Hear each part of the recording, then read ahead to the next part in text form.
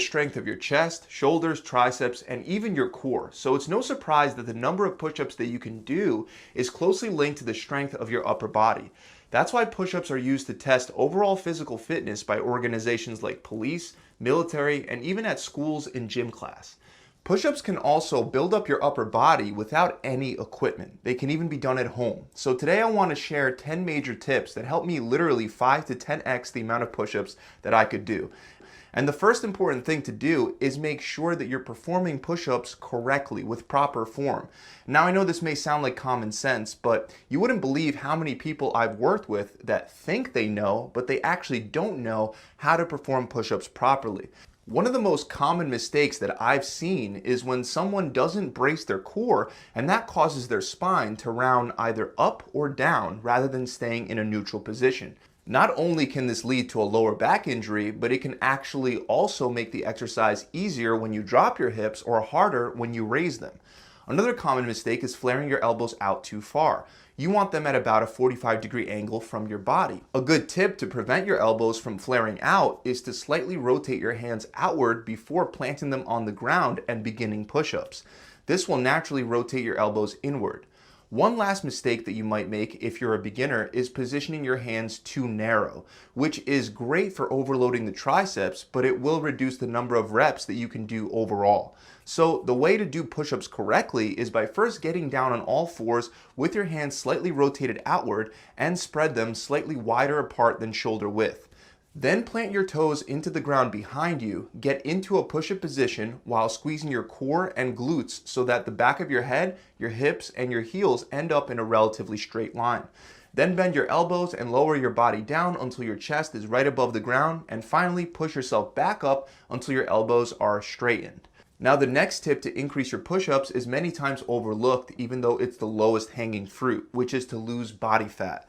There are a couple reasons why gymnasts and people that are good at calisthenics have low body fat percentages, and one of the most obvious benefits is that they have to overcome less resistance when moving their bodies. The same is true for the push-up. The more you weigh, the harder it'll be, and the less you weigh, the easier it'll be.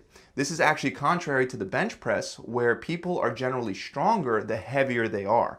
This is because unlike a push-up, bench pressing doesn't force you to lift your body weight. And to get a better idea, we can look at a study published in the Journal of Strength and Conditioning Research that found that on average, you have to push up about 64% of your body weight when doing push-ups. So if you weigh, let's say 200 pounds, you'll have to push through 128 pounds of resistance. Meanwhile, if you weigh 150 pounds, you'll only have to overcome 96 pounds of resistance. So it's obvious if you want to be able to do more push-ups, lose excess body fat. And I have a ton of videos that can help with that I'll link up in the description below. Another tip that can help those of you that are advanced as well as those of you that are beginners is to use kneeling and incline push-ups. Since you have to press up about 64% of your weight when doing a regular push-up, a lot of that weight will be taken off when performing push-ups from your knees or with your hands placed on higher incline levels. Specifically, the same study found that during kneeling push-ups, you're only lifting about 49% of your body weight, and during elevated push-ups, it can drop to 41% or even lower. So it's pretty obvious how this can help beginners. If you can't do a regular push-up yet, you could get started with kneeling or incline push-ups and progress from there. But even if you're advanced, when you push yourself to failure, it's very effective to drop to your knees and squeeze out a few additional reps, especially if you haven't hit your rep target before giving out. This is actually very similar to performing a drop set when lifting weights, and drop sets are very effective for gaining size and strength. Now, once you're able to do more than 15 push-ups, you'll want to overload your push-ups with more advanced variations. A major factor that determines how many push-ups you can do is how much maximal push strength your upper body has. So the more maximal strength you have, the easier it'll be to do one regular push-up. This is why more advanced push-up variations should be used in your routine, because they'll help you improve your maximal pressing strength. One simple way to do this is by elevating your feet for push-ups. This will lead to more of your weight to be shifted over to your upper body, making the exercise more difficult. To be exact, that same study from before found that elevating your feet just 2 feet off the ground will increase the amount of resistance from 64 to 74%.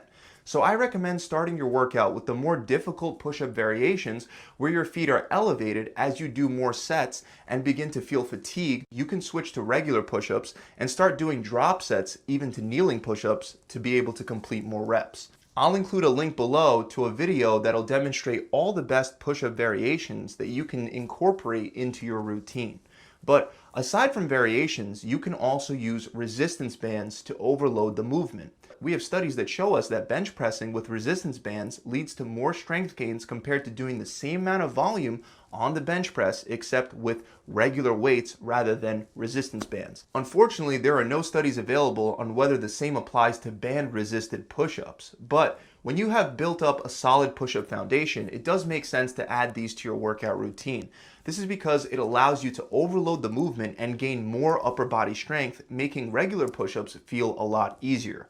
On top of that, using bands actually improves the strength curve of the movement. What I mean is that with regular push-ups, most people have a clear sticking point when they're about 1/3 of the way up. That's when they get stuck.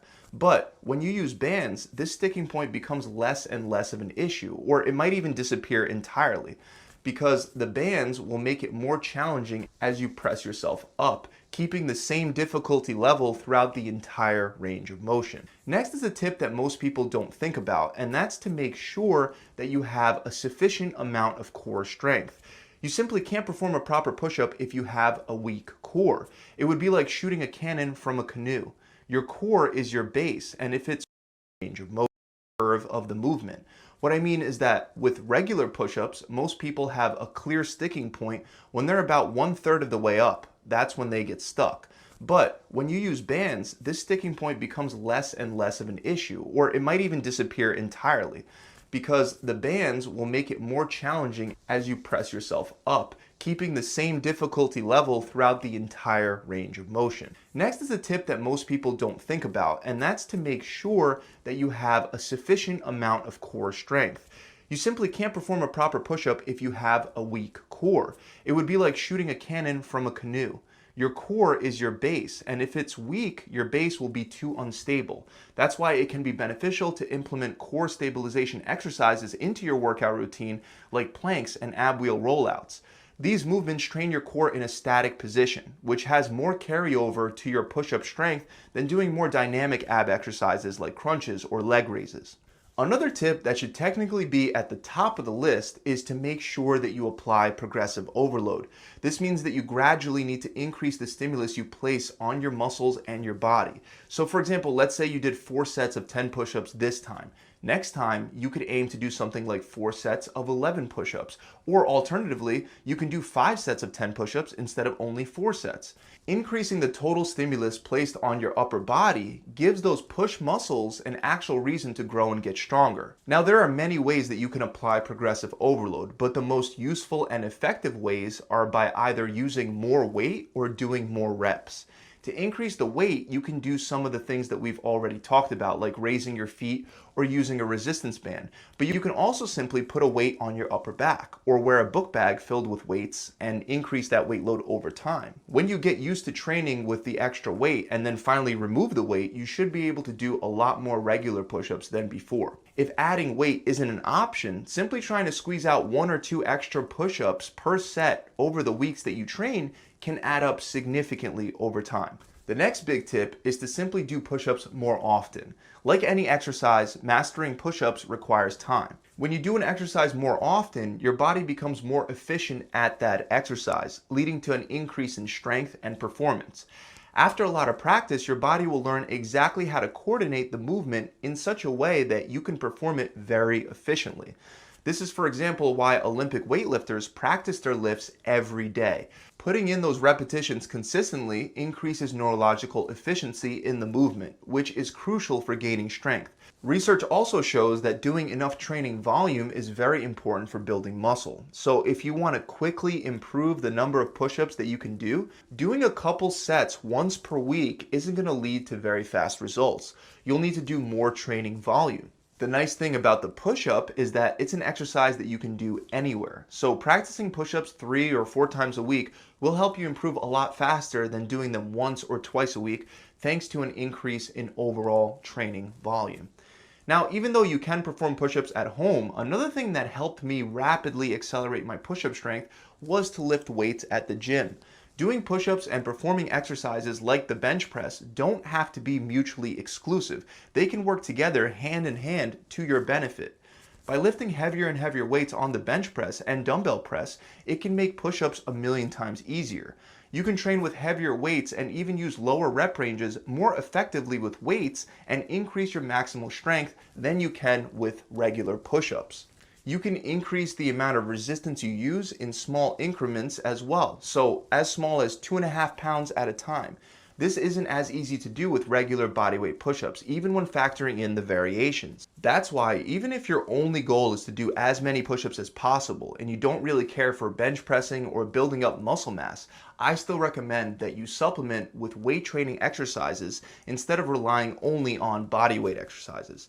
As an added benefit, weight training will also allow you to train lagging muscle groups like your chest with isolation exercises, which should also carry over to your push-ups. Finally, last but not least, you have to stay consistent with your workouts. As with everything else in life, consistency is king. You're not going to get from not being able to do a single push-up to doing dozens and dozens of push-ups after just one workout session. So create a plan, give yourself enough time, and stick to it. It's a fact that most people overestimate what can be accomplished in the short term, but they underestimate what can be done in the long term. So there's really no reason that you won't be able to work yourself up to doing more and more push-ups. But I repeat, above all else, one of the biggest factors will be consistency. One last thing that I do want to mention, if your goal is to solely improve your push-ups, make it a priority within your workout routine. Don't leave push-ups to the end of your workout when you're already fatigued and exhausted. Instead, start off with them.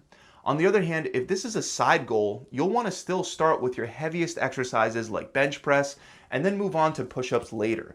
So that about wraps it up. If you guys enjoyed this video, make sure you subscribe to the channel. If you'd like to see the 12 best push-up variations, you can find a link for that below in the description. Also, if you want to fast track your results and skip all the trial and error, I have a proven program that's helping my clients get amazing results in less than 2 months.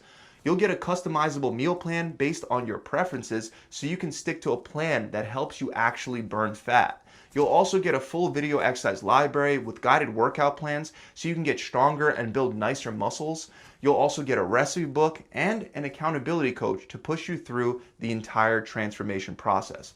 To find out more, you can click the link in the description below, or you could visit my website directly at gravitytransformation.com. I'll see you guys.